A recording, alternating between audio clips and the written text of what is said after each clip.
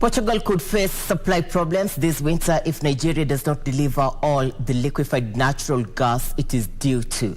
With many countries now looking for alternatives to Russian gas, there was a chance that Nigeria might not meet its LNG supply volumes. Here now are the details of this and other stories making headlines across the continent.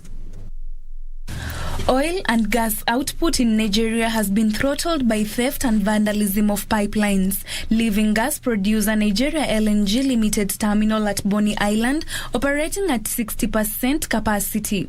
Although Portugal has its gas reserve at 100% of storage capacity, if fewer Nigerian LNG deliveries materialized, it will have to look for alternative supplies, with other European countries doing the same. This would likely lead to higher imported gas prices.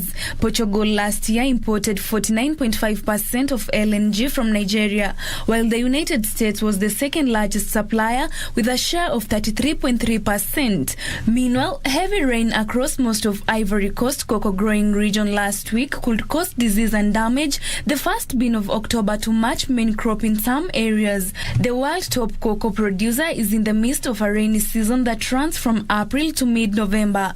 Buyers are currently offering around $1.15 per kilogram of cocoa beans, lower than the current market price of $1.30 per kilograms.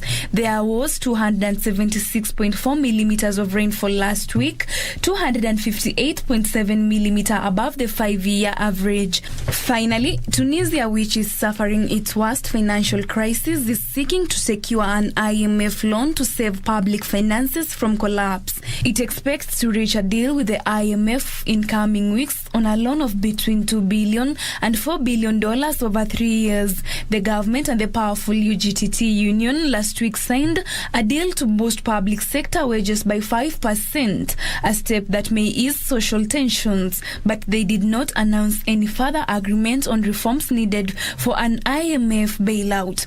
Tunisia is struggling to revive its public finances, and discontent grows over inflation running at nearly 9% and a shortage of many food items in stores because the country cannot afford to pay for some imports. Reporting for Lunchtime News, I'm Terry Njenga.